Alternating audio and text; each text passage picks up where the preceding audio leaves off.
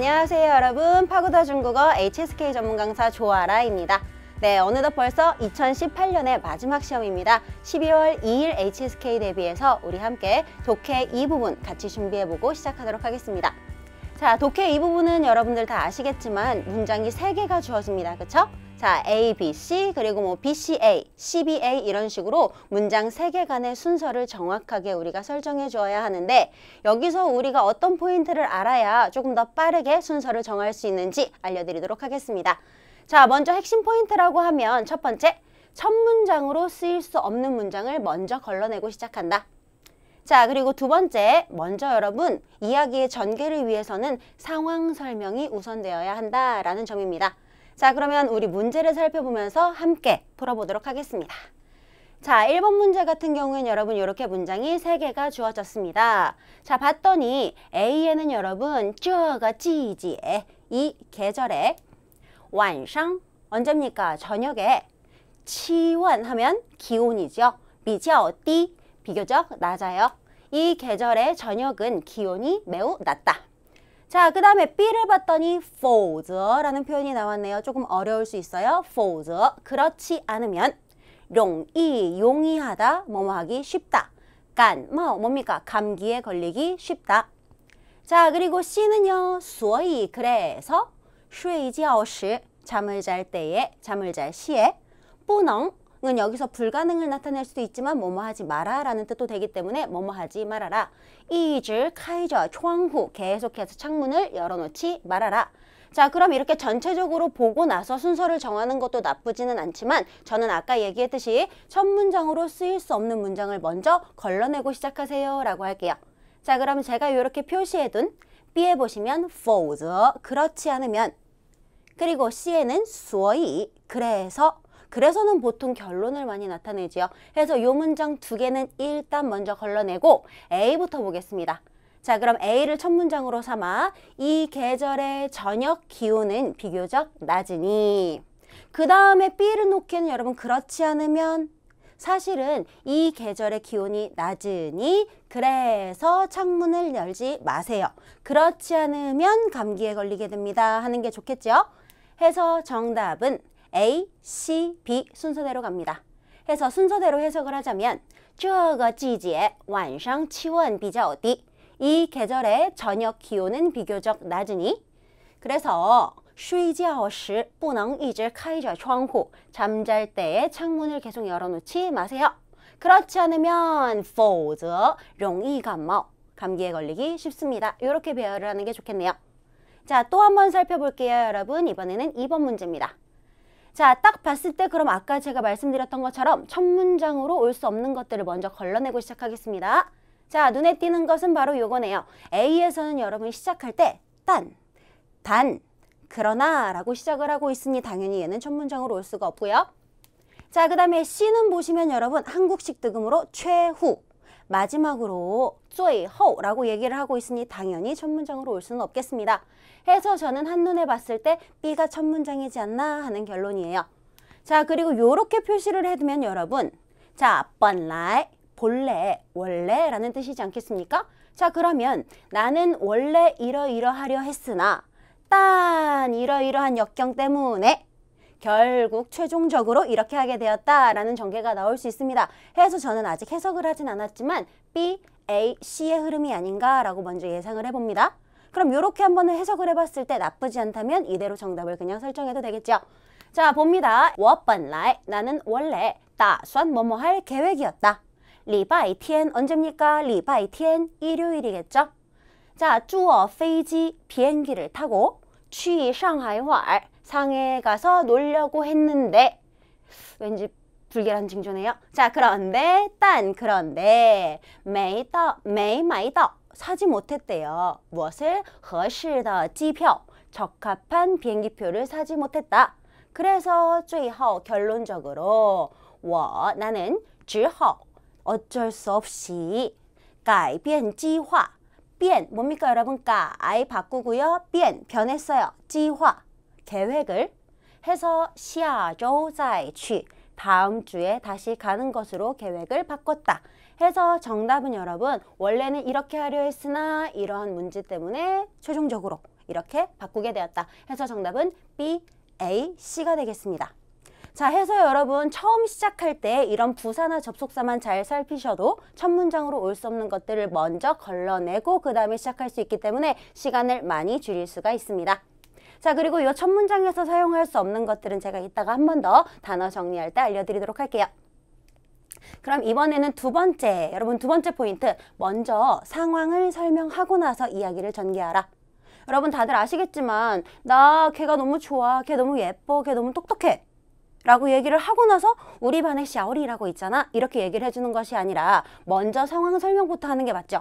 우리 반에 샤오리라는 여자애가 있는데 그 여자애가 너무 예쁘고 너무너무 똑똑해서 나는 걔를 좋아해, 이렇게 상황 설명을 해주는 게 맞기 때문에 자, 우리는 문제 풀 때에도 이런 식으로 최대한 상황 설명을 먼저 깔아주고 시작한다. 자, 그럼 보겠습니다. 여러분 3번 같은 경우에 이번 문제는 전체적으로 그렇게 어려운 단어는 없습니다. 자, 봤더니 老师说 선생님이 말하기를 父母都要参加 부모들이 모두 참가해야 한다. 근데 여러분 잠시만요. 선생님이 말을 하기를 부모들이 모두 참가해야 한다? 어디에 참가해야 하는지부터 상황을 설명해 줘야 되지 않나 싶네요. 자, 그 다음에 B는 那天 하는 순간 저는 여러분 那天 그날, 그날이 언젠지 먼저 정확하게 설명을 해주는 게 맞다고 생각을 해요.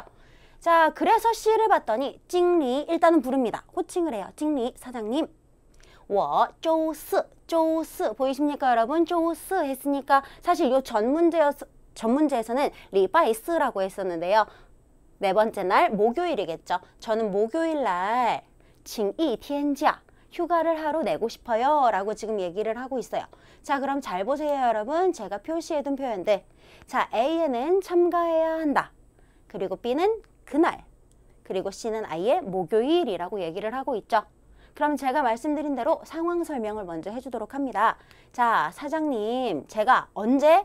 목요일에 뭐뭐 하려고 합니다. 징이 티엔지아 휴가를 하루 내려고 합니다.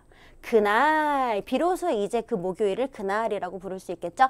그날, 是입니다. 我儿子的毕业表演 제 아들의 졸업 공연입니다. 그래서 결론적으로 老师说 선생님이 말을 하기를 부모들은 모두 참가해야 한다라고 얘기를 했기 때문입니다. 이렇게 결론을 지을 수가 있겠죠?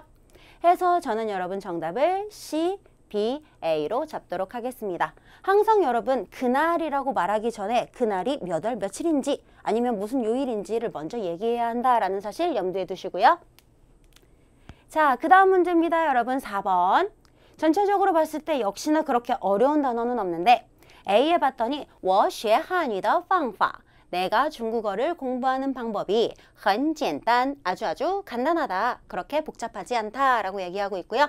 자, B는 就是 바로 뭐뭇이다. 그냥 是라고 할 수도 있었지만 就是 바로 뭐뭇이다 라고 강조를 하고 있어요.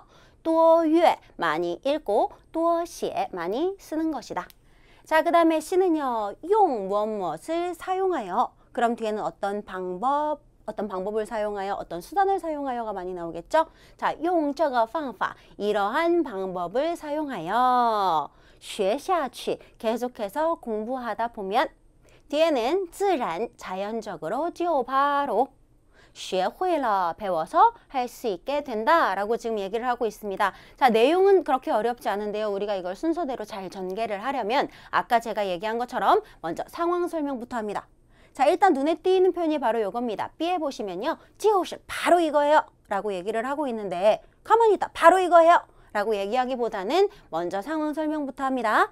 A에 내가 중국어를 공부하는 방법은 간단해. 그렇게 복잡하지 않아. 바로 이거야 라고 제시를 해줍니다. 자, 그 다음에 여러분 C 같은 경우에는 사실 먼저 얘기를 한다면 이러한 방법을 사용하여 공부하다 보면 이러한 방법이 무엇인지 우리는 아직 얘기하지 않았습니다. 그쵸? 해서 제 결론은 먼저 A로 상황 설명을 합니다. 내가 중국어를 공부하는 방법은 아주 간단해. 하고 내가 중국어를 공부하는 방법을 열거해 줍니다. 많이 읽고 그리고 많이 씁니다. 해서 이런 방법을 사용하여 계속 공부하다 보면 동사 뒤에 下去 붙이면 계속 뭐뭐 하다 하죠.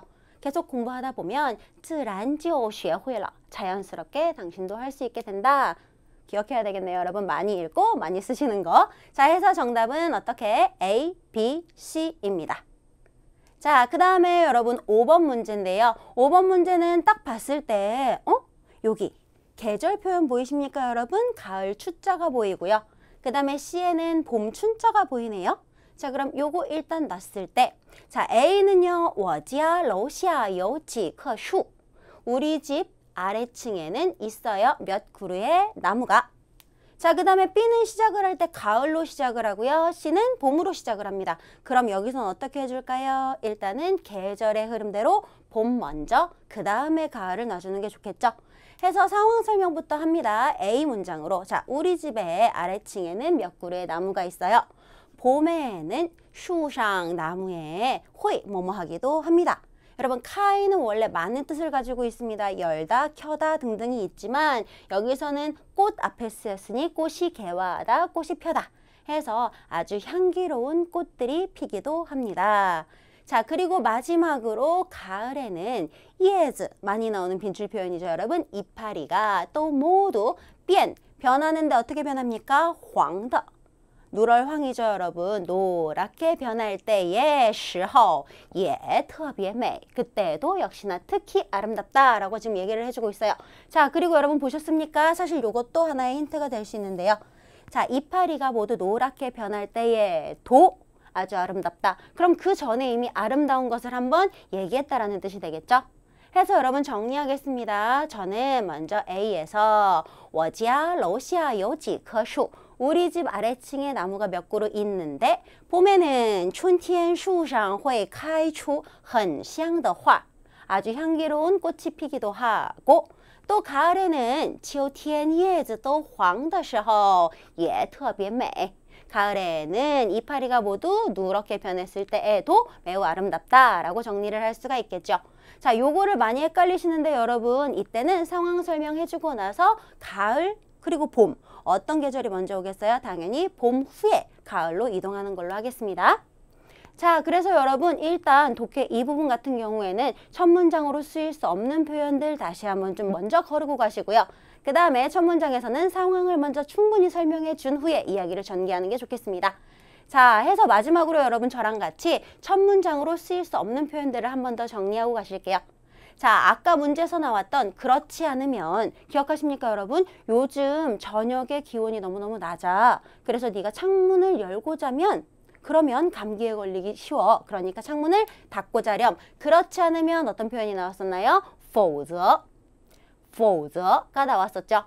자, 그리고 여러분 얘는 요것도 같이 봐주셔야 하는데 세 글자로 여러분 뭐라고 했습니까? 要不然요 표현도 꼭 같이 기억해 두세요. 왜냐하면 같은 뜻을 쓸 수가 있고 또 하나 여러분 얘는 앞에 두 글자만 따서 要不요렇게 읽을 수도 있으며 뒤에 두 글자 不然이라고만 쓸 수도 있습니다. 해서 우린 세 가지 방법으로 자, 그렇지 않으면 삼형제 否则 그리고 要不 그리고 不然 그리고 사실은 이걸 세 글자 다 읽어서 要不然이라고 낼 수도 있어요. 자, 해서 얘네들은 여러분 일단 먼저 제안을 합니다. 너 창문 꼭 닫고 자.